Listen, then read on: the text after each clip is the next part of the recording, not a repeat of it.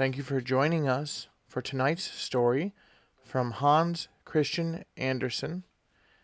Tonight's story is titled The Drop of Water.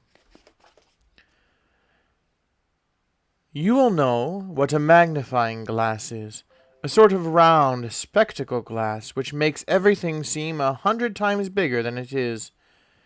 If you hold it in front of your eye and look through it at a drop of pond water, you see thousands of funny little creatures which you don't usually see in water. They're there, though they're there, and that's a fact. They look very much like a plateful of shrimps, all hopping about together. And they're so ferocious. They tear one another limb to limb, and into little bits and pieces. And yet they're happy and contented in their way.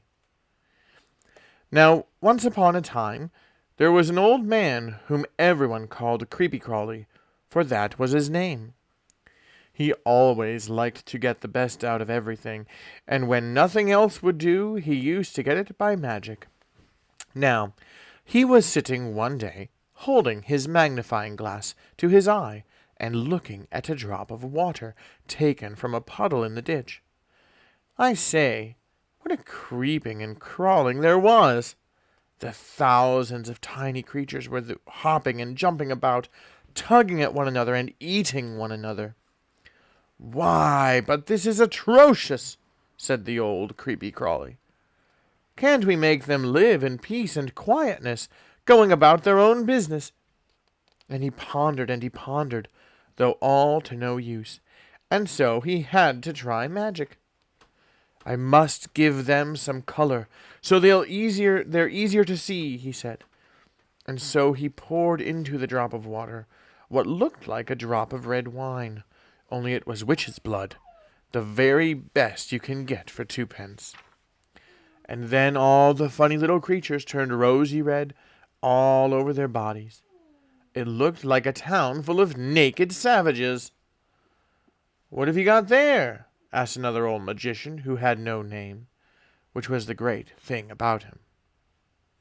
"Well, if you can guess what it is," said Creepy-Crawly, "I'll make you a present of it. But it isn't easy to tell when you don't know." And so the magician, who had no name, looked through the magnifying glass. It did indeed look like a town, with all the people in it running about without any clothes on. It was horrible, but it was even more horrible to see the way one pummeled and pounded another, and how they pinched and nipped and bit and tugged at one another. The ones at the bottom had to get to the top, and the ones on top had to get to the bottom.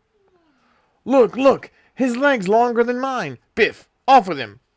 There's somebody with a pimple behind his ear, a harmless little pimple, but it troubles him, and it's going to trouble him more." And they hacked at him, and they heaved at him, and they ate him for the sake of that little pimple. Another was sitting as quietly as any little lady, wanting nothing more than to be left alone in peace. And so they went for her, and they tugged at her, and they tore at her, and they ate her. "How very fascinating," said the magician. "Yes, but what do you think it is?" asked Creepy-Crawly. "Can you make it out?" "It's plain enough to see," said the other. "Of course, it's Copenhagen, or another city. They're all alike. Anyway, it's a city." "It's ditch water," said Creepy-Crawly. The Drop of Water by Hans Christian Andersen. Thank you so much for listening. Good night, everybody.